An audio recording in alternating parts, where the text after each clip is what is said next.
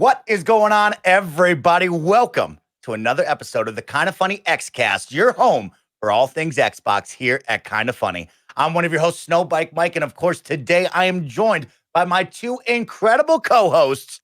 You're probably saying to yourself, hey, who's that good-looking guy down there? And he's back again. Yes, that's right. Kinda Funny best friend and friend of the Kinda Funny Xcast. Parris is back. Parris, I'll start with you before I talk to those normal two. How are you, Parris? It's great to have you back on the show. I'm great. And it is an absolute honor to be here with the great Gary Whitta. So thank you so much for having me. I appreciate the last time you were here, no Gary. That definitely makes up for the fact that when Mike was talking about the good-looking guy, I really thought he was going to toss to me. He didn't. But we made it up on the back end. Thank you. Let's go with this. Who are those good-looking guys? Let's go with there that. you go. How about that? All right. Let's run it up. Well, let's actually talk about somebody incredible here, sharing a cool piece of life news with us. I think yesterday, let's go over to our nomad, Alanah, inside of Cyberpunk, the video game. We have Parris. We got Alanah. We got you two Cyberpunk 2077 diehards. Alanah, let's start with you being in the video game. How freaking cool is that? Yeah, it's super exciting. I'm still pinching myself because, look, I was a huge fan of this game absolutely regardless, right? So, it's completely irrelevant that I'm in it. I am super into Cyberpunk. And they approached me about it at E3 2 years ago. I think it would have been over 2 years ago. I was still at IGN at the time. So it's been something that I've had to hold on to for a really long time. Finally getting to announce it was really cool. Yeah, I can't say anything about my quest or anything, but they did take photos of me to model my character in the game. It's not actually me. I definitely play a character. It's not my personality. That's totally worth noting, but such a cool experience. So excited and was totally blown away by the positive reception as well. I weirdly didn't think people would care. I thought people would be like, oh, cool. But it's been overwhelmingly positive. It's been awesome. I think I'll probably cry when I see it. So what did you do for the voice? Just my voice. Oh, okay. Yeah, I've actually largely done British voices in all of my VO work, but majority of the time it's an English accent. But this one was literally just my voice. That is specifically what they wanted. But I also think I do the worst job of acting with my own voice. I don't know why. I think I find it way easier if I'm doing an accent. So this one was one of the hardest VO sessions I've ever had. I can't even say why, but I walked out and I was like, whew, that was tough. Very difficult, and I feel like I'll be able to explain why when the game comes out. Very cool, Alanah. Well, let's kick it over to our other Cyberpunk guy over here, Parris. Parris, we had a Night City Wire earlier this morning as of recording on Friday. You got to talk all about it. Alanah hosted a post show on it. What were some of your thoughts coming out of this Night City Wire episode 3? Well, let me first give Alanah some more flowers and say you did a fantastic job on that post show. I watched the whole thing. It was really good. Thank you. Now, yes, Night City Wire episode 3, incredible. I mean, that's really the only thing that needs to be said. What CD Projekt Red has done with that open world that is Night City, the level of detail, it was outstanding. I'm watching, if you saw me on the live stream, I'm just the whole time like, wow. That's all I could say, because I see why it's taken them 8 years to make this game, because you can tell this team has put their heart and soul into this. The passion that they put into this game, it's clearly showing on the screen right now. It's incredible. Again, that's all I can say. And only 70 gigs. I don't know how this game runs. Wow. That's the thing that gets me. How does it function? So I said on the post show today, I was like, well, maybe even during the show, I was like, the elevators, probably loading screens. A lot of devs do that. But they even have the cool TV spots in them. And then the dev corrected me and was like, those actually aren't loading screens. And I was like, then where are you loading the game? I don't know. Yeah, it's crazy. It's witchcraft. It's nuts. It's so big, so much smaller than we expected, lower PC specs than we expected. And again, I don't know where it loads. All of those details people were putting in the garbage, by hand. It's just the only thing that I'm not sure about, that I'm still not sure about, because I didn't get to try it. I don't know if you did, Parris, is the melee combat. I didn't get to punch anyone. And the one thing in this Night City Wire that I was like, was watching one of the fights with one of the animals. I don't know how that's going to feel. I did when you go with the Maelstrom game, when you're trying to get the spider bot or whatever it's called. I did do melee in there. and it wasn't the best. That was kind of one of my pieces of feedback during my session. It was like the melee still feels slightly off, and I know they've acknowledged that since then. They've worked on it, so it will be interesting to see when the final game comes out how it improves. Yeah. Just one small note on the specs, because I saw they got published today as well. Yeah. I don't know how much has changed over the years, but back in the day when I was editor of PC Gamer magazine, one of the things that we learned to apply as a rule of thumb is that the recommended specs are really the minimum specs, and the minimum specs are a joke. It's always in the publisher's interest to kind of make those specs as low as possible, so as to not, freeze people out or put them up. Oh, I don't have a PC that can run this. They really want to give you the bare minimum. When I saw those specs, what was it, like a 1060 or something? I was like, if you want to have the kind of experience that you're seeing in the footage, those specs I guarantee you, those specs are not going to do it. You're going to need a lot more hardware than that. They did say, I saw this on Twitter, but they did say that closer to launch, they will basically talk about the ultra settings, 4K, ray tracing, all that, which we know is going to be clearly a lot higher spec than what they showed today. I think the one other thing that I really want to see from them that I'm just going to start bringing up more often, because I realize this stuff only happens if you bring it up in places like this, is the accessibility settings. We don't know those yet, meaning that there is a massive community of gamers who have no idea if they can play this game yet. I was talking to Steve Saylor, who's the blind gamer, about it, and he was like, we know that you can customize your dick size, but we don't know if I can play this game. So I just want to bring that up. If anyone is watching, please give us accessibility options for Cyberpunk and all of your other games. I think for a game of this size and visibility, and given where it's coming, like in our current moment where we've kind of crossed that Rubicon, right? Like, it's no longer acceptable to not have robust accessibility options in your game. Like that ship has sailed. We now live in an age where you've got to have those things, or that's no longer a luxury. That's a basic requirement. So I would be very surprised if they're not launching at least with the basics. But games like The Last of Us Part 2 have shown just how far you can go in making a game like truly accessible to like almost everybody. So I do hope that they carry on in that tradition. And just announce it. That's sort of my thing, is like talk about that stuff before launch so people don't have to spend a $60. I was speaking to a disabled gamer who said Game Pass is great in part for them because they don't have to buy something, play it for an hour, and then realize they can't even play it at all. Game Pass, people with disabilities, the option to just test games that they would otherwise have to buy, which is like something I never would have considered. So just trying to put more pressure on companies to announce their accessibility settings earlier, because we still don't know them for Cyberpunk. But generally, otherwise, love the Night City Wire. Glad to hear there's another one coming before the game comes out. Like, I love watching them. They're so much fun. Yeah.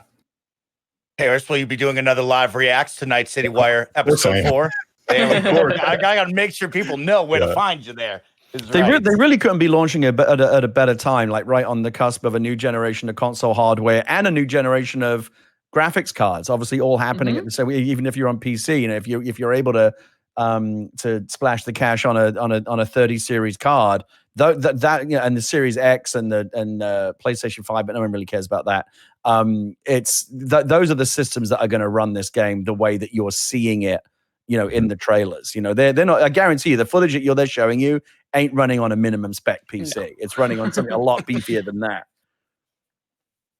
All right. Well, a lot of Cyberpunk talk. Cyberpunk, one of my most anticipated games of the year, and coming out of E3 last year, I could not wait for this game. So a little sad about the delay, but happy we're right on the cusp of getting this big game and talking about a lot of hardware, talking about things moving forward. On today's show, we will be talking about Xbox pre-orders for next week to make sure you can get the next generation of consoles with Xbox. We'll be talking about cloud gaming and all that and more. But let's jump into the housekeeping news really quick. Of course, this is the Kinda Funny Xcast each and every Saturday at 6 a.m. on youtube.com/kindafunnygames and podcast services around the globe. You can catch the latest and greatest Xcast. Please subscribe to our YouTube channel at youtube.com/kindafunnygames. Like the video and share it with all your friends. We got Parris on, and I know all of you Kinda Funny best friends absolutely love and adore him. So go check him out on all of his stuff and say, hey, Parris was on the Kinda Funny Xcast, because people love that. This is another Kinda Funny Xbox weekend.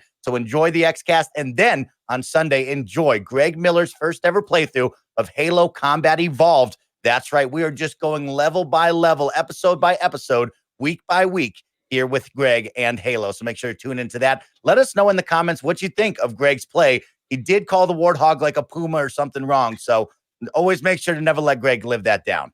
Let's jump into it. This week, guys, we had the big PlayStation event, and I know we're an Xbox podcast, but we do have to talk about what happened after that and how you, the best friends out there, can be better prepared for what we will see next week on the 22nd. So I tried to get my PlayStation pre-orders, Alanah, Gary, and Parris, and it was a wild one out there. We left that PlayStation conference, and they said, that was it. We'll talk about it tomorrow. Maybe we'll give you a time. And I was left befuddled. I was like, what the heck is happening? I thought I should have a time or at least a guaranteed window to get this pre-order. And it became madness shortly after that. Twitter blew up. Walmart selling things, Target, Amazon, everybody and their mother was selling PlayStations before I or many others were probably even ready. So I guess let's go around the horn. Let's talk about this madness. Parris, I'll kick it over to you since you're the guest for the week. What did you think about this PlayStation 5 pre-order? To be blunt, it was chaos. That's my answer to that. Kind of like you're saying, I'm watching the live stream, and then we were kind of doing a wrap up live stream, and like real time, I'm seeing Jeff Keighley tweeting out, "Yep, pre-orders you can get it now." And then I start seeing people going to Walmart and Target, and then I went to Amazon and I got the all digital version, and just it was chaos because there was no preparation, no one knew what to expect, and I even got my email of doom today from Amazon to not necessarily guarantee that I'm going to get the PlayStation 5 at launch. So I think to keep it short and simple, they could have done a lot better job of this. Gary, you're still on the hunt. Have you found your PlayStation? Are you worried about this? Like, you were the one I was reading on Twitter, missing your shot after shot after shot. You okay? Oh, I was venting all of my frustrations on Twitter, Mike, as I'm sure you saw. Yeah, it was very frustrating. Hey, look, wild one. That's one way to put it. Shit show. That would be another way to describe it. That would be my preferred description for it. Yeah, it was very, very poorly handled, and everyone's pointing fingers. Like, was it Walmart that kind of went off the reservation first in terms of breaking, I don't know what you would call it, street data or whatever. Like this one, it seems like it wasn't supposed to happen this way. And the Jeff Keighley video that's been resurrected is the one, an interview that he did with someone at Sony, where the Sony person was saying, "Don't worry, you'll get plenty of notice. We'll make sure that you know when the pre-orders are going live." That, of course, didn't happen. It was a total clusterfuck. Everyone was like racing around. Wario64 is doing his thing. Go here. They're back in stock here. They're back in stock there. Click on this link. Click on that link. By the time you get to the link, it's already gone. I honestly don't know, based on my experience yesterday. And this is definitely something to think about as we get into the Xbox territory, the console we actually want to pre-order here on the Xcast next week, if it's going to be that much different. Right now we're giving Microsoft plaudits for saying, hey, we're doing this right. We're telling you the exact day, date, and time when pre-orders will be available. We're not like ambushing you with it the way that Sony did this week. Will it make much of a difference? I don't know. We saw a second try at it yesterday where Walmart announced ahead of time, hey, 6 p.m. Pacific, exactly. That's when more stock's going to go available. I was on that Walmart website at 5:59 with my credit card, with my shipping details, with my Walmart account, everything ready to go. I was ready to click for you in a few seconds. Within 10 seconds, it was out of stock. These scumbags, these fiends, these subhuman trolls who run these automated bots that hoover them all up. And then 30 seconds later, they're all on eBay at four times the markup. On eBay. It's absurd. I don't have words for these people. Yeah. And we saw it with the NVIDIA cards too. I mean, it's the same every year, or every big launch, every big console. I don't know why we expected any different. It was handled, I think, very, very terribly by Sony this past week. I did manage to get a disc version, which is not what I want. Although I just got the email from Amazon today. Is it see the latest drama? It's always like another plot twist. But you might not get it on launch day, and like everyone's posting that. I don't know who's getting a PlayStation 5 on launch day at this point. Nobody, apparently. Based on the emails that I'm seeing going out, this handled very, very poorly. It seems like Microsoft have a better system in place or are being more transparent.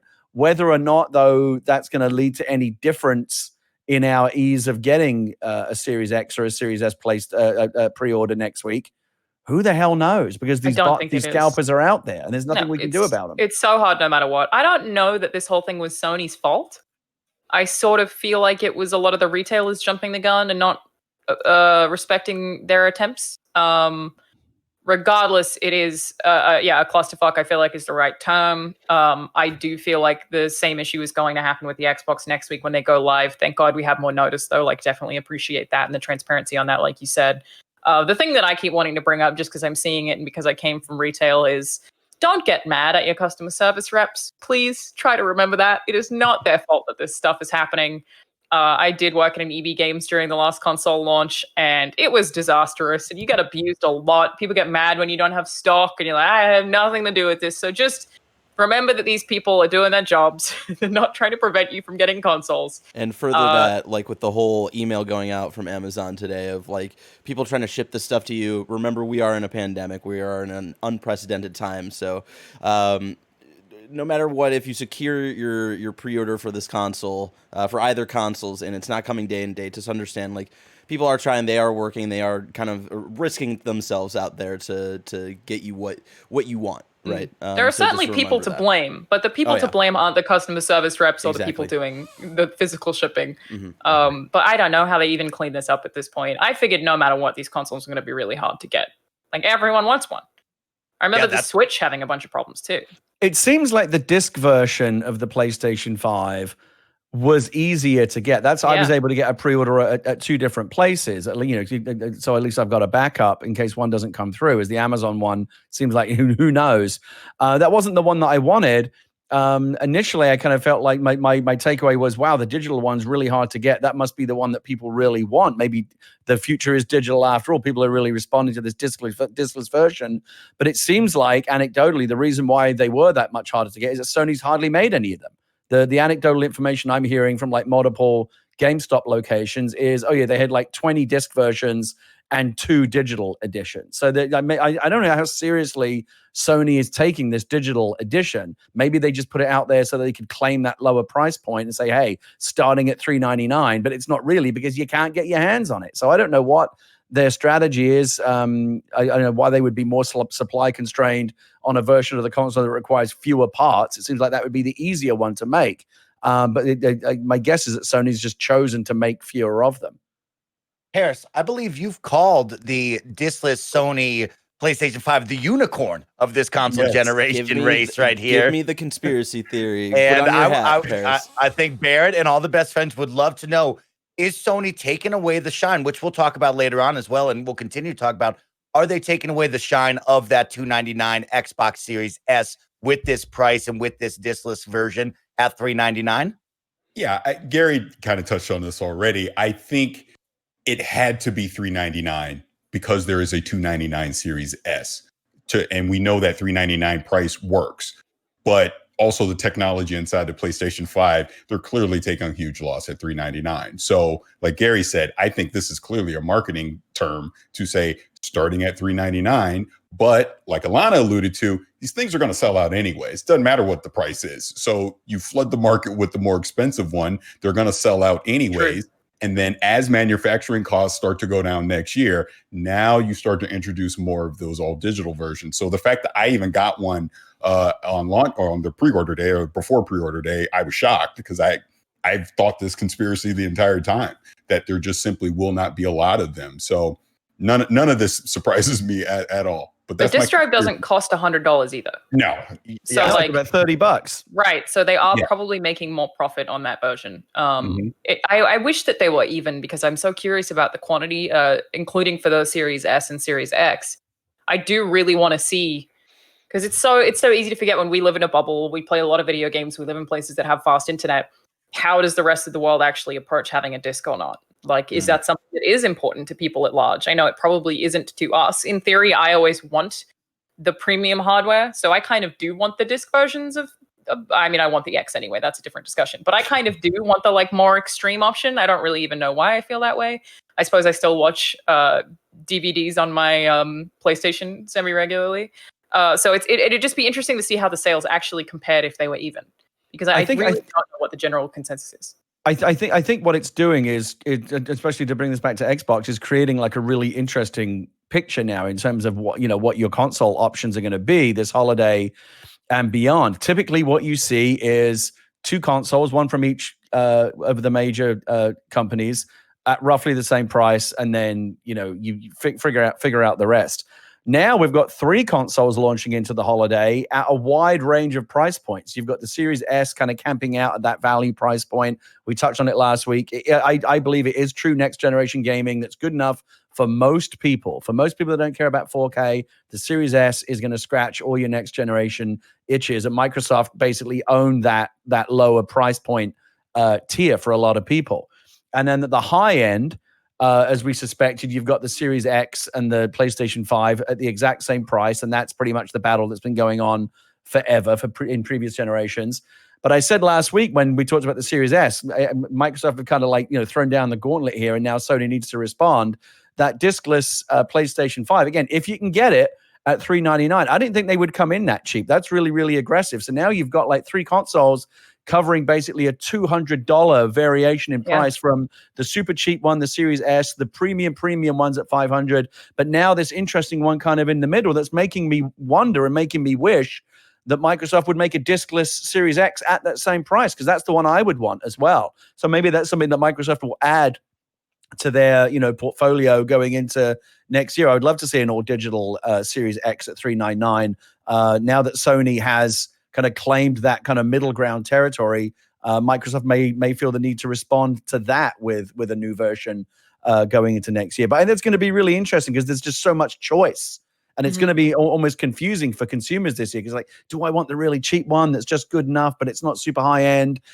Do I want true next gen gaming, but without the disc drive, and I save a bit of money, or do I want to go all in at the high end with the full on PlayStation 5 and the Series X, and then it's about all the other reasons why you choose between one of those 2 platforms. It's going to be a really, really interesting and very, very hard to predict picture because of all these different SKUs and all these different prices and configurations. Yeah, I love the power of choice, Gary. I think you went over it well, detailing all the options that we have as gamers out here in the world now in 2020, heading into a new generation. I think back to the 360 and PlayStation 4. I think back of the PlayStation 3 and the 2 and all the different console launches. And now I feel confident having the choice in my hands, right? I could stick with my Xbox One and not upgrade if I choose to do so. I can jump over and play on the PC. I can play now with cloud gaming on my mobile device with a bunch of games over there. Or I can choose one of these options from PlayStation 5 and the Series S and X. I think the gamers now have the opportunity to choose what they want when they want. And there's options for any price range, along with Xbox All Access that we talked about. That gets me excited as a gamer to have the choice in my hands now. Yeah, I think that's exactly right. And I think that it's been a really interesting game of ping pong between Sony and Microsoft, especially in terms of those aggressive price points. The Series S, like a lot of people were really surprised by that. I was like, wow, your move, Sony. I think Sony's move has now been to kind of occupy that middle ground territory. We can say, look, no disc drive, but other than that, like in terms of the performance and the games and the 4K and the 8K and the HDR and the frame rate and all the like high-end boxes that you want to check, Sony now can claim to offer the best value because they've got a true next gen console, which is $100 cheaper than the Series X. If you don't care about a disc drive, which a lot of people don't these days, so I think a lot of people that are sitting down, unless you're like a super Sony fan or a super Microsoft fan, and basically you already made your choice between these consoles or even announced. For everyone that's kind of on the fence, the kind of the swing voter going into this holiday and beyond in terms of what console they want to get. They've got a really interesting, almost kind of paralyzing selection of choices. There's so much to think about in terms of what level you want to buy into this next generation at. Xcloud now too.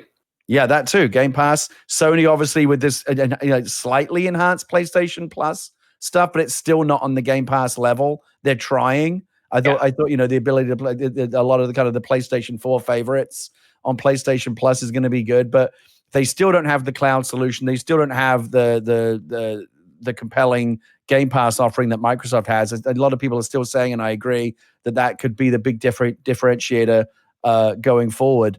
But yeah, it's like I challenge anyone to kind of prognosticate and predict like where this is going to go in the months and years to come, because we've never really seen a launch like this where Sony and Microsoft are coming in with like such different options. It's usually been, here's 2 boxes, roughly the same, maybe a difference in price, but they're pretty much the same. That's not the case this year. There's like a whole range of different boxes at different prices, different specs, and a lot for people that are looking to jump into next gen to think about before they buy. It's a fascinating one and doesn't feel like a console war anymore. I've said this before. I'm like, these companies are doing different things. We can't use the metric of which box sold the most, especially when there are so many boxes. It's just a whole different game plan now. And I, as a gamer, just in general, feel like there are a lot of cool games that I'm excited about across the board. So bring it on. No, I think that's a good point. I've always said that the Microsoft and Sony stuff is kind of boring, just like it was with Nintendo and Sega, because generally when it's a two-horse race like that, those two companies have historically kind of done the same thing. There wasn't a whole lot to choose from between the PlayStation 2 and the Xbox 360 or the PlayStation 3. The Xbox One and the PlayStation 4, the ones we have right now, are basically the same box. They're really not terribly different. 90% of the games are the same. The price is the same. It really just comes down to your personal preference. Mm-hmm. And Nintendo's typically been the one off this saying, well, we're just going to do something radically different. This isn't radically different, but what Microsoft is doing with these two very different tiered SKUs and the more out of the box offering, Xcloud's a thing now, Game Pass is a thing now, stuff that isn't just about, well, what comes in the box when I open it. It's a very different strategy. And again, I think that's why it's going to be hard to predict, because there's no precedent for going into a new hardware generation with now three companies that are all doing pretty different stuff in terms of, the offering they're making to their potential customers. Who the hell knows what's going to happen? Mm-hmm. The power of choice. You got to love it. On top of that, last week we got to break down the Series S, but we really didn't get to pose the question with everybody here. And now that we have Parris, we can ask this question to everybody. Are you guys worried about the Series S becoming outdated quickly here and possibly going to the wayside or becoming something totally different? Parris, when you look at these specs, they're very close to the X. It's really just that graphical fidelity that we talk about, the native 4K to the upscaling and the 1080p and 1440. What are your thoughts on the S? Is this a smart consumer purchase, or down the line, are you going to get phased out too quickly? Is that worry in the back of your mind? No, I don't think it's going to get phased out anytime soon. And I actually think of all these consoles and all these choices, I think the S is going to wind up being the big winner out of all of this, because not only at its price, clearly, but we're going to find out really quick how many people care about 4K. And I don't think it's a lot. And the fact that it's $299, it doesn't need to do 4K. It can do all the next gen things that people would actually care about, the fast load times, things like that, 60 frames per second in a lot of these games. I always use my wife as the barometer. If I didn't exist and she had to walk into a Best Buy and go get a video game system for my kids, she is going to get $299, $299. She's going to go get that because it's cheap and it's an Xbox. It does everything that you want it to do. She doesn't even know what 4K is. Well, I hope she didn't hear me. But the point is, it's going to be the better value. And I really think this holiday, if they make enough of them, that's the one that Xbox is going to sell the most of over the X, in my opinion. Yeah, I agree. I think. Sorry, go ahead, Mike. No, I was going to say to Parris's point. To Parris's point, just real quick, I think that the three price points are really, really compelling. The $299 Series S is going to hoover up a lot of people because price for many people is the number one factor, and it's by far the cheapest offering, and it's a pretty good box. A lot of people are really impressed by what's in the Series S. But if you can squeeze, maybe you're not going to go an extra 200 up to the Series X. But if you don't care about that disk drive, and if you're looking at the Series S, you apparently already don't. Maybe you're thinking, if I could squeeze an extra $100, I could get that digital PlayStation 5, true 4K next gen gaming. It's not that the war now, I think, is not between like the Series S and the big fat PlayStation 5 or even the Series X. But the Series S and the digital PlayStation 5, where there's a big difference in performance, maybe not a massive difference in price. So I think that's going to be an interesting battleground. Sorry, Alanah. Oh, no, it's okay. It's just so funny watching people cut each other off over digital calls. Love it. The best. Yeah. I mean, it's just, I think I agree with both of you. It's just great value. I really think that's the thing that matters the most. Do I have concerns about the Series S? Look, I've said this before, that I think that Microsoft's strategy going forward is likely that they will iterate on consoles more frequently, more in line with what Nintendo did with, say, the DS era. I think we will continue to get more consoles more regularly, so maybe the S will be outdated in 2 years. But that would probably tie into Xbox All Access, where they auto-upgrade you without changing your price or whatever, like a phone. That, again, is totally a theory, but that's what I feel like is happening. I have no fears where that's concerned at all. I guess like you could make an argument for the Series S not being true next gen in terms of hardware, in that it's not 4K, but it's still playing all the next gen games. So ultimately, games and largely third-party games sales show are the things that are most important to gamers. It's not really the hardware. It's not even necessarily the controller. It's third-party titles. So that those are going to be available on the S for $299. It's great value. I'm glad it exists on the market for people who have in the past found the barrier for entry to get into new hardware or get new games too high. Ultimately, very in support of it. Make everything cheaper for gamers. Especially when they get into $70. I don't know if this is really settling in, but it looks like it might be emerging that if you want to buy Assassin's Creed or whatever the next big third Call of Duty or whatever, you might be paying $10 more on PlayStation. It looks like they're settling in on that $70 price point. Where on Xbox it looks like they haven't mentioned anything about that. It looks like it's still sticking at 60. So if you're looking to save money going forward, $10 cheaper for each game is something to think about as well. Well, that'll be publisher by publisher, right? Surely, like I know 2K is going up to 70. I believe Rockstar wants to go up to, that's, I guess, because they're both Take-Two, but they want to go up to 70. It seems like they're just doing it differently based on which game is doing it. I know, like, even EA, though, are giving you free upgrades for FIFA. Cyberpunk, right, I believe, is the same price. It's all over the place, and that's going to be confusing as hell, too. Yeah, it's going to take a while for the full picture to emerge, for sure, yeah. I think Microsoft will try to hold on to that for their first-party titles where they do control the price. Are gonna try to make that argument as well and maybe keep that stuff at 60 for a while. I just maintain that if you're interested in buying any first-party Xbox game, just get Game Pass. Seriously, just get Game Pass. Yeah. I'm really excited for the Xbox Series S and thinking about the future. Me and my friends have speculated all the what ifs, right? And I think the one that gets me mostly excited, and of course, one of our heads of Kind of Funny, Tim Gettys, has brought it up before, is that Xbox streaming stick, right? That one Google Chromecast or whatever, where you can plug it into the back of your TV and just start streaming, right? I think of the Xbox Series S, and in 2 years, if we do come out with another SKU, like Alanah said, or another spec to this, what if this and cloud gaming come together and become, here's your streaming box, right? It's small enough to put in your backpack, drive around, go see your friends, and hook it up to the internet, and we'll start streaming games directly to it if it is ever going to be phased out power-wise or, anything internally. I think that's really exciting to think about. Look, I do have that for Stadia. I have my little Chromecast thing that sits behind my TV. I can't even see it. It's so small. And I know a lot of people hate Stadia. I've ultimately had a positive experience because it works for me.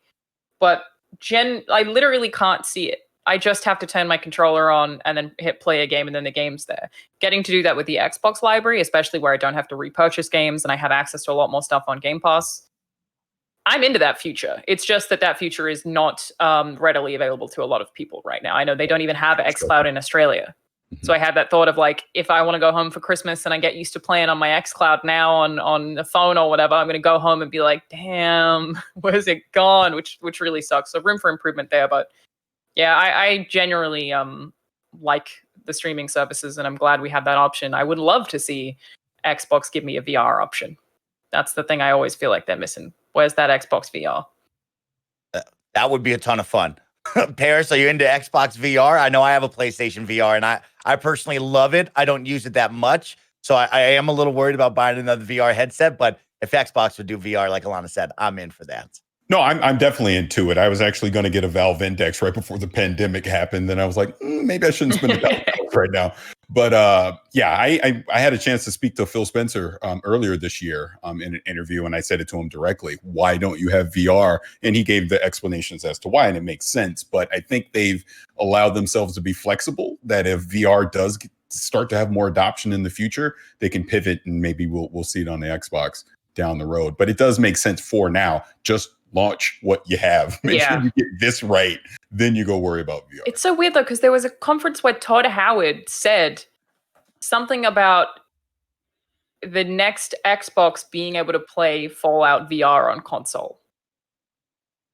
And so they like alluded, Todd Howard is still, the quote's still there, obviously, alluded to Xbox getting VR, and then it never ended up meaning anything. It's so weird. It's like, it's got to be in the pipeline there somewhere. Maybe in some form. I don't know if they, because VR has not we were all super duper excited about VR a few years ago when it first emerged. It has not turned into the revolutionary thing that we hoped it would yet. It's still happening. But Okay. an exception. I think it's getting better all the time. The hardware is getting better all the time. The Quest 2 is coming out. The Index is really great. I think there probably will be a new rev of the PSVR, that's up-spec'd to make use of PlayStation 5. Microsoft may well have something in the works. I just don't think they've felt the need to really jump all over it. Because the uptake on it has not been as explosive. It's the success of VR and the proliferation of VR has not been as expansive and as broad as some of the venture capitalists a few years ago were hoping that it would be. So it may be that Microsoft doesn't feel the need to kind of jump in with their version of VR yet. It's still like a pretty niche market, I think. But I'm a big fan of it. I'm looking forward to playing Star Wars Squadrons in VR on my PC. And I think, I definitely think we'll see more to come. What I would like to see Microsoft do is basically wait until they can really get the technology right. I would like if they're going to do an Xbox VR headset, I'd like it to be fully wireless for one thing. Yeah. I don't know, because we're all sick of getting caught up in the cables, right? When we twist around and stuff, and feeling like we're tethered to something. It's always kind of yanking our head back. As soon as you wear like an Oculus Quest or an Oculus Go and the cables go away, it's like, oh, this is the experience I actually wanted to have. That's what I use daily. So I work out right now in my Oculus Quest every single day. It's how I do my cardio because I'm high risk. I can't really go outside. Certainly not going to a gym. So I'm working out in Oculus Quest and absolutely love it. And then I tried to go back to PSVR recently and was like, even the setup, I was like, oh this is awful. So many cables. So heavy, and there's just so much stuff, and it's a mess. And I was like, no, it's so cumbersome, and the switch to getting the cables out of the picture is so important. I think that if Microsoft can come up with a solution where it's still basically just a display, it's not doing any computational stuff. It's still just a display that's receiving a signal from your Xbox Series X or whatever. But until that wireless connection can be really, really foolproof, I would not bring something to market because we're all sick of the wires. I think we're ready for the next gen version of VR, and my prediction is that we will get there with Microsoft during this next generation. Before the Series X and Series S are off sale, there will be some kind of VR component to it, hopefully wireless. But again, given that I don't think there is an economic mandate for Microsoft to jump into the VR market just yet because it's still not that big. Yeah, you're right. I want it as an enthusiast, but you're right that from a business perspective, it's just not necessary.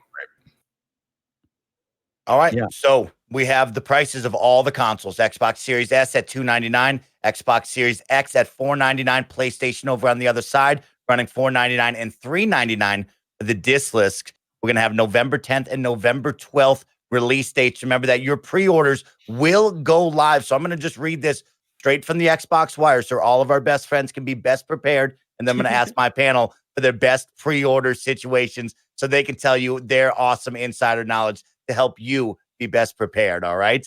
Next week, beginning September 22nd, you'll be able to pre-order both Xbox Series X, our most powerful console ever made, and Xbox Series S, our smallest console ever, delivering next-generation performance at an affordable price. Pre-orders begin September 22nd in the United States of America at 8 a.m. Pacific time at different distribution outlets all over the globe. Microsoft Store, Amazon, Best Buy, GameStop, Walmart, Target, Sam's Club, Newegg, and other participating retailers. Please go to the Xbox Wire to find out the times in your area. All start when it comes down to pre-orders. Please set an alarm, be prepared early, have your information ready to go, shipping address, credit card information, PayPal, whatever it is that you need to use. And of course, don't get frustrated. Take a deep breath. Just know that you're going to be pounding the reload sign, just like everybody else, hoping that it pops up and refreshes for you in a timely manner. But no matter what, get out there, set your alarm, and keep it easy, because I've learned from 100 Thieves merch drops, from other pre-orders, that it's just going to be a crapshoot sometimes. And I don't like using foul language, but it honest to God will be like that. You're going to see people get it early. Do not stress. Whatever you do, say the course. Crapshoot was foul language. I don't like saying foul language. You're adorable. Mike is the purest soul. Mike's so wholesome. He's just the cutest. I My will go God. over to Alanah because she's making me blush, but she has great retail background. Just some pre-order advice for people out there, Alanah. What do you like to do when it comes down to a big pre-order? Man, it sucks and it's the worst. But I can also tell you as a sneakerhead that I probably do this more frequently than most people do. When there's a new Nike drop for new Jordans that I want, I am in there watching them, getting ready to get them multiple times a year. The strat generally is just have as many different pieces of technology open as possible and also get friends to help if you can. Have an iPad, have your phone, have your PC, have everything that you're refreshing at all points in time, have your family members help even if they don't care. You just need as many points of entry as possible on those websites. Get in there kind of like Gary did 5 minutes beforehand, start refreshing and go from there. There's no other tip because the reality is you're competing with bots and that absolutely sucks. I wish there was something they could do about that. I definitely have beef with Nike for how many bots pick up their cool shoes. But that is genuinely the only strat I can give you is just as much hardware as possible, furiously tapping on things. Parris, you got any good ones from your years of expertise here? Years of experience, I should say. I think she's the expert because she does it way more than me. But I would say the other, again, like she have every device you possibly can, have multiple browsers open so that you can try and hit every site as quickly as you can. Also, go to retailers that allow you to do one-click checkout, have all that prepped with your credit cards, everything ready to go, so that if you do get it in your cart, you hurry up and hit click and maybe you can get it through. I would also suggest, since Amazon is one of the resellers of this, remember, Amazon is literally the backbone of the internet at this point with AWS, right? When all this commerce, as far as commerce goes. So if there's going to be anyone who is not going to go down during this time of a lot of foot traffic or internet traffic, it's going to be them. It's going to be them. So I would try to lean on Amazon if you can as your first option, and then obviously just go down the list. But it's a crapshoot. I just did this with NVIDIA on the other day, and I got nothing. So don't listen to me. Do we know if anyone's selling them in person? I mean, I imagine they are, but I don't know how many stores are still closed across the United States. I mean, a lot of people got their PlayStations this week by going to a GameStop in person. I'm not comfortable doing that. For me, this is going to be a completely online. Right. I'm into the next gen as much as anyone, but I'm not going to risk my literal life over it. So I'll be clicking refresh with everyone else. I'll just echo the same points. I do have a similar history with this, but instead of Alanah's history with Nike, just substitute me and Apple. Like we've all been through this. Every new iPhone launch, set an alarm for 5 a.m. Because they used to do the pre-orders at really obnoxious times. And like one of the tips I always got on Apple, and I heard it this week as well about PlayStation, is like if the retailer has an app, use the app rather than the website. That's sometimes put all your details in first. Yeah, and again, to echo what Parris, we've always said, it is like I did this. It didn't help me this week with PlayStation, but at least I did it. Like, let's say if you're going to order from Walmart, take the time to actually create a Walmart account. Make sure that your shipping and your credit card information is all correct, because if you don't have all your ducks in a row and it holds you up for even 1 second in the checkout process to say, you need to update your credit card information, the time it's going to take you to do that, your pre-order is going to be gone. So by the time until you've actually checked out and you've got a confirmation number, you can't really. And even then, we've seen situations where people have pre-ordered it and then a day later, oh, sorry, we told you had a pre-order, but you don't. We screwed up. It's going to be a mess. I saw all kinds of stuff this week. GameStop. Oh, you've been blocked from GameStop. Blocked. Yeah, I saw that. Blocking people because I guess they thought it was like a DDoS attack or something. Everyone logging on. The Walmart page last night looked great until I was refreshing it at 5:58 because you don't know. Maybe they flipped the switch a minute early. You want to get in on it at 5:59. When I refreshed it, the whole thing was just down because everyone's doing the same thing, and it really is like a DDoS, right? Essentially, and so no matter how much extra resources they plow into the backbone of these things, Parris is right. Amazon is probably less likely to go down than anyone else under this kind of strain. But and if they do, it destroys everything. For the record, when I worked at IGN, I don't know if you were there still, Barrett. Maybe you were. We had one day where Amazon servers went down, which I guess meant IGN also went down. Yeah, I vaguely remember this. Yeah, it was so weird. It was like 2 hours of just like internet stop. Because so many different sites are on the back end connected through specific servers, and so like Amazon. It wasn't just like Amazon going down. It was like specifically because they went down, they also affected the servers that like Amazon and like half of the internet like shares too as well. Like I totally remember that day, and we were just like, all right, well, what do we do? I guess we leave. I don't know what we do. We could pre-record some stuff, I guess, for whenever our site goes back up. Really quick, the question I want to pose to y'all. Because, you know, like at the end of Sony's conference, like, all right, like pre-orders we're saying is going up tomorrow. Me personally, I didn't think that was a big enough heads up, whatever. Well, they didn't say it in their conference, did they? I thought it just Jeff tweeted it. Oh, it might have been Jeff tweeting it. The end of that conference was gone. It was all chaos, essentially, in those like 20 minutes, whatever. Pre-orders going tomorrow, whatever. And then retailers start putting pre-orders up in the next like 30 minutes, right? What is... Because we're telling people to be prepared, get in there 30 minutes early, whatever. Do people need to be prepared of pre-orders possibly going up on the 21st, a day early, for Xbox? I think you ultimately need to be prepared for the next week. Oh, sorry, go ahead, Parris. I have breaking news on this. Jeff Keighley, because clearly he knows everything that's going on. Is saying that Xbox would potentially penalize retailers with lower allocations if they break the embargo date. Yeah, I was going to say Microsoft, especially after, because they really capitalize. You notice, Xbox put out a very cheeky tweet right after the PlayStation debacle saying, hey, don't worry, we're going to give you plenty of time. We're not going to be like those other guys. There was very kind of, it's kind of their version of here's how you share a game. It's like, hey, you saw how they did it wrong. Here's how we do it right. And that's a smaller thing, but it was still a win for them, at least in that particular news cycle. But having made that promise and having put all their chips in the middle on that, they now have to back that up. Like if retailers, I think Parris is right. It makes a lot of sense for them to say to retailers, if you break our pre-order date on this by even a minute, we're going to penalize you heavily. So they really need to make sure that all their retail partners are going to behave themselves so they avoid because it's very avoidable, right? I don't know how Sony didn't somehow prevent this from happening. Like, is it their fault?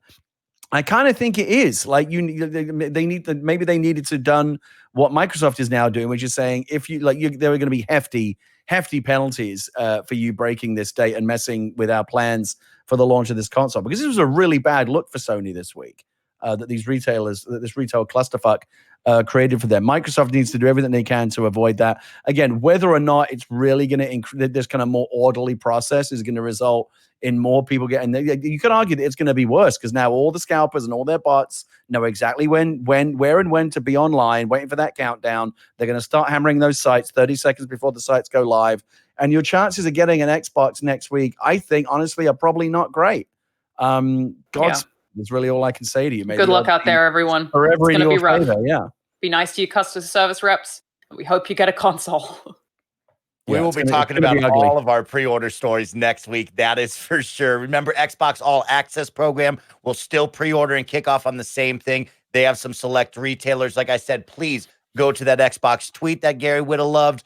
Go check out Xbox Wire. They will have all of the key details you need to secure your pre-order for the next generation of gaming with Microsoft and Xbox. We're going to pause for just a moment because we're going to finish up the show talking about our first impressions of cloud gaming with Xbox that released on September 15th. But our good friend Alanah, aka the Cyberpunk Nomad, has to go. So I just want to say goodbye to Alanah. Allow her to give you any parting words before I give you a little bit of impressions talk.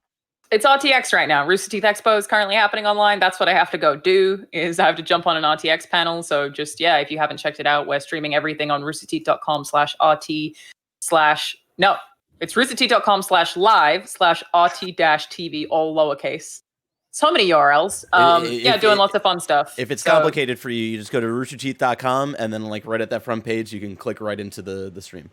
Thank you for doing that for me, Barrett. I appreciate it. Have you guys already had Oh, yeah. We had our Kind of Funny panel yesterday, and it's up already on youtube.com/Kind of Funny as this week's Kind of Funny podcast. Go check that out.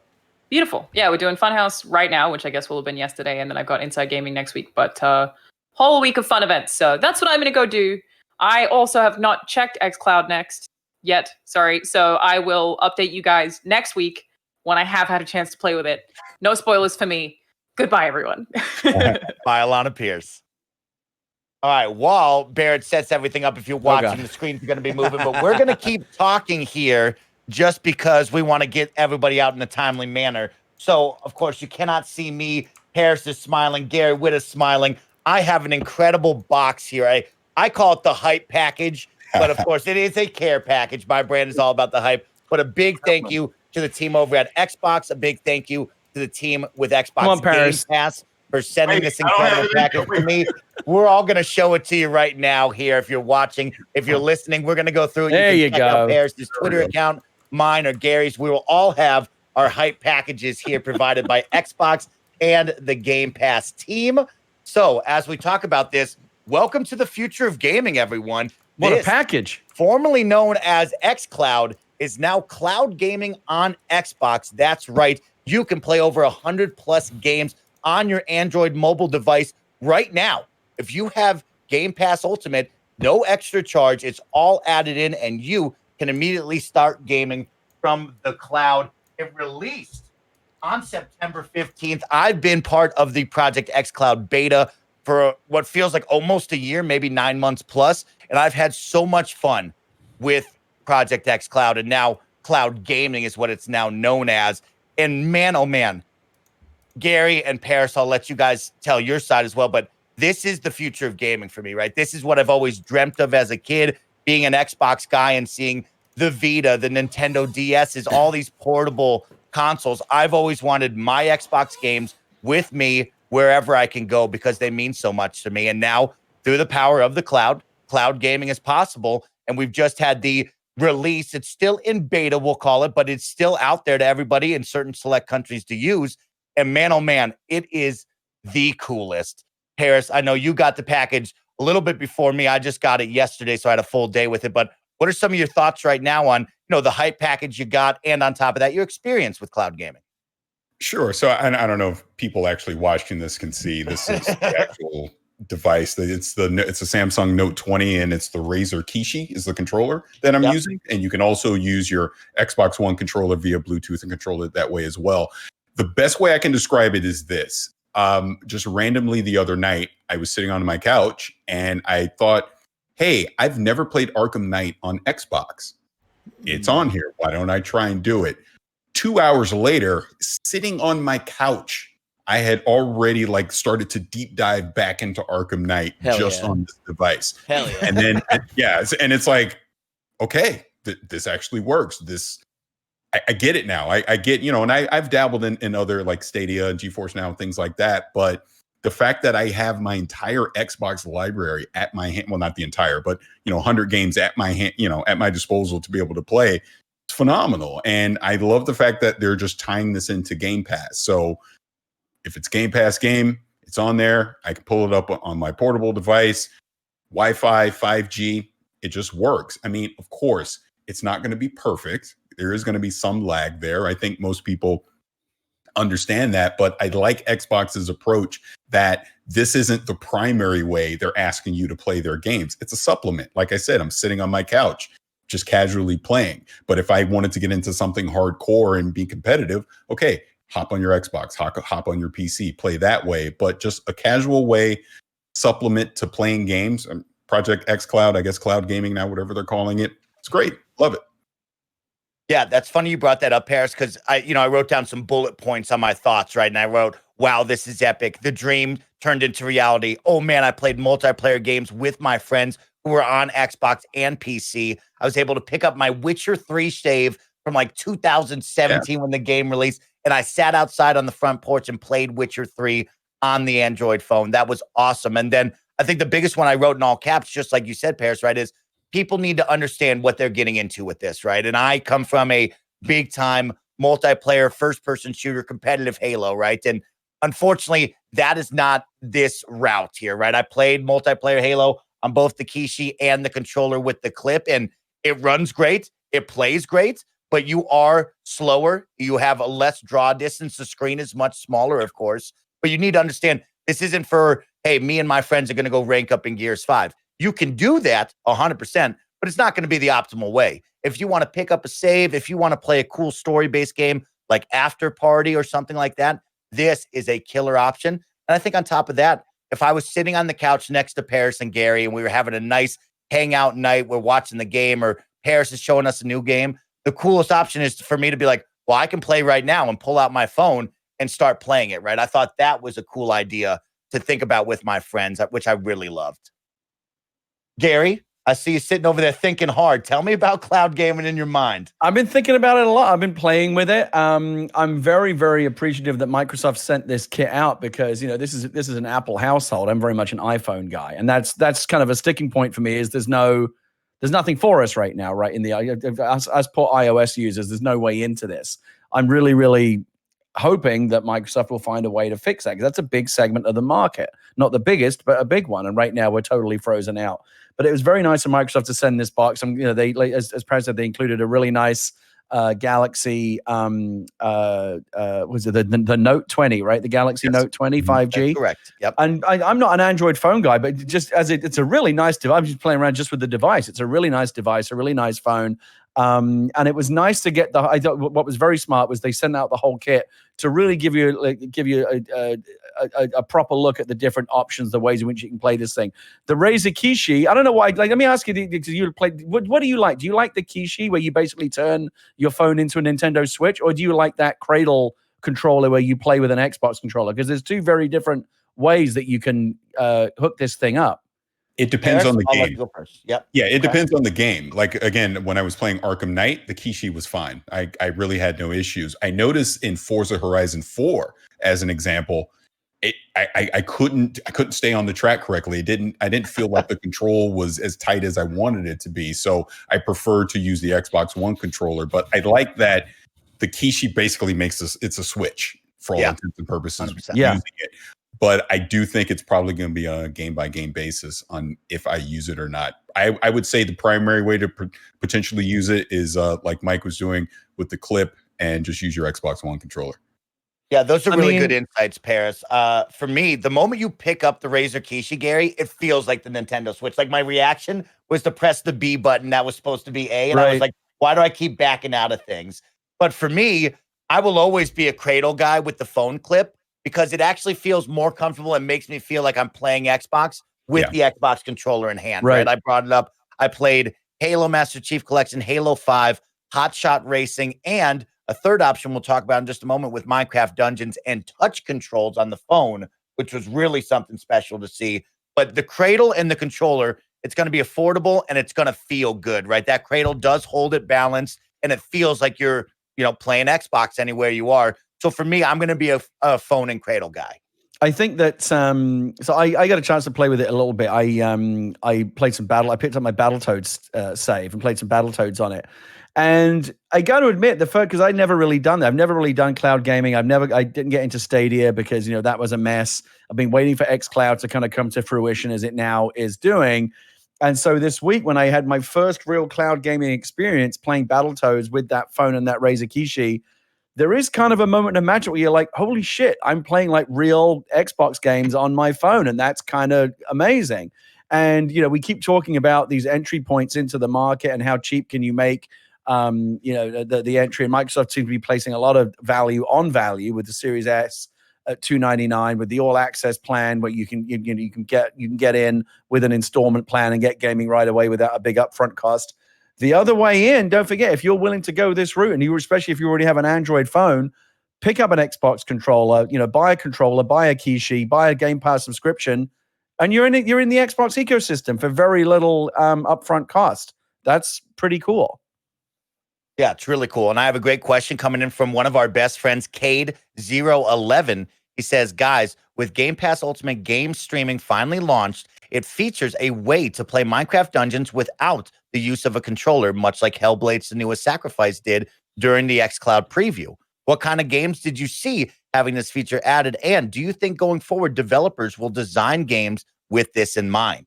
So for me, I got to play Minecraft Dungeons on just the phone touchscreen. And I was actually very impressed with it. Of course, mind you, when we think of Minecraft Dungeons, right, we don't think of overcomplicated controls. It is a very simple kind of top-down Diablo-esque, and it ran very well for me. The touchscreens were on point, precision, easy. My fingers didn't feel like they were taking up the whole screen where I couldn't see anything because I was touching so much.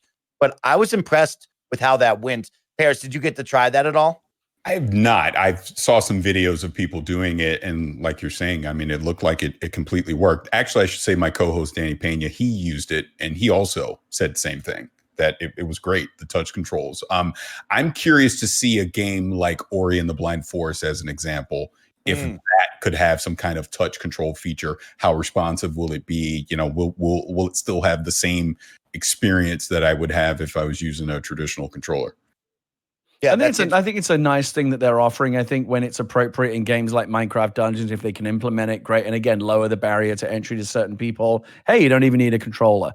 The issue is, I think, you know, for it to feel like a real Xbox game, you kind of want the controller. And we've seen many times games with touch, you know, even games that are designed natively for touch controls, you know, phone games and tablet games, trying to replicate controller controls, you know, on a touch screen. It's never like fully satisfying. And so I think the options that they are making available, whether it be the little Kishi cradle thing or the controller grip, are what's going to make this, you know, they're relatively cheap. And I think that's going to help you get closer to the feeling of like really having like an Xbox console experience with the real buttons and the real thumbsticks is what's going to make the difference. Again, it's a nice to have, but I don't think it's going to be a big part of what makes this interesting. When we look forward here, guys, now that we've had the launch of cloud gaming, and yes, it's in beta right now, but we're moving forward with a lot of countries, a lot of games, Game Pass offerings here. What is your excitement levels for the future of cloud gaming with Xbox? Gary, I'll go to you first. What do you think? What could the future hold for what we're going to do here with cloud gaming? I was just thinking about this, and I think one of us touched on it earlier, the idea that I do think that down the road, probably pretty soon, you are going to see some kind of very cheap dongle, a Microsoft branded an official Xbox dongle, like a thumbstick or like the Chromecast Ultra that comes with the Stadia kit. Plug it into your HDMI port on the back of the TV. You never see it. It does all the streaming. It interacts directly with your, with the controller, or the controller's plugged directly into Wi-Fi, like it works with Stadia. And as long as you've got a good internet connection, you can have the full fat Xbox gaming experience on your big TV. And you know, hopefully no compromises at all. For what would they sell that for? $99, maybe even with a controller. That would be pretty compelling, especially again since Sony doesn't have anything in this space right now that I think is in any way as good or as fully developed or as mature as what Microsoft has. I think they need to be doubling down on the things that they are doing uniquely that's better than what Sony is offering right now. I think like some kind of $99 SKU where there's like a little HDMI doodad and an Xbox controller. Here's your cloud gaming with Game Pass. Throw in a year of a Game Pass subscription or whatever. Make it a really compelling price, and I think you would get a lot of people interested. Parris, what do you think? I actually would take that one step further on what Gary said. Take it to the next level. and because clearly they already have a partnership with Samsung, right? So I do see a scenario where it's literally just built, the app is just built right into the smart TV. Yeah. So you don't need to have any extra accessory other than grab your Xbox One controller via Bluetooth, and you can go from there. I mean, you think about it, TVs ship now with like Amazon and Netflix and Hulu logos on them. Why not add that Game Pass logo? You just have the Xbox app just right there ready to go. And the other side of that, I would say, I'm thinking more as we move forward, this is going to kind of like we're already seeing with the Series X and S, fast load times, instant response. With the cloud technology basically baked into the console itself, I don't know, Halo Infinite comes out, and while you're quote unquote downloading it, onto your hard drive, you have instant access to it via cloud streaming. You just start playing right away while the rest of the game downloads, and then it just seamlessly can switch over when it's done. Something like that too, yeah. So there's totally a lot of potential. I think the biggest thing is just going to be infrastructure, and obviously Microsoft Azure, just the global data centers, they've already pre-built a lot of it. But as we start to see more of that, like I even saw Phil Spencer talking about Xcloud is going to be available in Australia. So as it spreads out to more of the worlds, it's just going to allow more people to get hands-on games instantly. And whether it's the perfect experience, it's not going to be right away, but at least you can kind of try it before you buy it kind of scenario. And then if you see a game, hey, I really like that, now you go download it on your Xbox and you continue to play it. I mean, especially if you already have that Android phone, as so many people do, and you've got that Game Pass subscription, give it a try. Well, what's the cost of giving it a try? And again, my initial first experience, am I going to be playing Flight Simulator on it? Probably not, but there's a lot of games out there that are. And here's the thing, a lot of the games are just not going to translate. Like when Parris was talking about Arkham Knight, I was thinking, but I don't want to play that on a tiny little screen. That's the kind of game that I want to play on a big, big screen. And that's why I think that the HDMI dongle, the $99 thing that we're speculating about is going to be great, because again, that's the full fat experience, 65-inch TV, whatever you've got at home, but almost no barrier to entry. I think there are some games like Minecraft Dungeons that seem like they would translate very well to a small screen. But no, I don't want it, and that's why I picked Battletoads, because Battletoads felt like a game that I'd be perfectly happy to be playing that on the Switch or on a handheld system. But there are certain big games that I always want to reserve for the big screen. These guys hit the nail on the head for me. The far future, right? I think when I think of right now and moving forward in the next 6 months, next year, 2 years, right? I look forward to more games on Game Pass being added, then eventually my whole Xbox library being added, where I could be anywhere and click on any title and we're going. And then the next step of big third-party titles being involved in this, and then the future of the dongle or a streaming box. But man, oh man, cloud gaming with Xbox has me super hyped from the bottom of my heart. I'm really excited. Of course, all of us did receive that package, so thank you to Microsoft and Xbox one more time. But I'll tell you this, if you're interested, $1 to sign up for Game Pass Ultimate for the first month, $14.99 after that. If you have an Android phone, guess what? You're in to go. If you had a mobile device with Android, you're good to go. This Razer Kishi will fit in the back of your pocket. You don't have to bring around the cradle and an Xbox controller if you don't have the room. This is a killer combo right here for sure when I think about running around town and playing games. And man, oh man, I'm excited for the future. So let us know down in the comment section below if you've gotten hands-on time with cloud gaming with Xbox. And let me know your thoughts on this one. Of course, we're wishing you nothing but the best heading towards pre-order day on September 22nd, 8 a.m. for the United States folks out there. Check Xbox Wire if you don't know your times and you don't know who to buy it from, but be ready and best of luck to you. Before we leave, I'm putting Parris on the spot because I know all the Kind of Funny best friends love him, enjoy his content. They can go find him all over the internet and everything he does. But Parris, here on the show, we got a fun segment called Game Pass, Play, or Smash that download button. So Parris, I want to know, what's a special one you got in your back pocket so these guys and gals know what you've been playing and what you enjoy on Game Pass? Oh, yeah, you did put me on the spot. Actually, oh yeah, I did. I'm firing up my Xbox app as we speak. You know what it is? Flight Simulator. I mean, that would be the one I'm enjoying. I mean, clearly you need a monster PC right now to be able to do it. And I can't wait until they announce it comes on the Series X, because I think it's a showcase. So that would absolutely be one on Game Pass. If you can right now experience it, absolutely go out and go grab it. Perfect. All right. I love that. Gary Whitta, I'll give you one more second. Do you have one, or are we rolling? I mean, I'll just echo Parris. I'm super excited to see how well Flight Sim is going to perform on Series X, right? We all know how it works on super high-end PCs. That'll be the first real test of like the Series X compared to a high-end PC, like how and we'll see all those comparisons, I'm sure, as soon as it drops. You know, you and I have been talking about this. I think it's finding time for us to kind of shit or get off the pot here. I'm going to fire up Gears 5. Let's get into that Horde mode. I'm craving it. All right. I'm looking at it right here. Gears 5 Ultimate Edition. It's sitting here on my Game Pass right now. Let's get it done. Next week, me and Gary will report back with our full playthrough of Gears 5 Horde mode. The last time I played it was the day of launch on Gears 5. We made it to the final level and everybody got disconnected. It was 4 hours of just absolute pain and torment that I'll never forget. But we're going to tell you all about it next week. This has been episode 10 of the Kind of Funny Xcast. I'm one of your hosts, SnowBikeMike, for Alanah Pearce, Gary Whitta, and my good friend, your good friend, Parris. Everybody have a great week. Enjoy.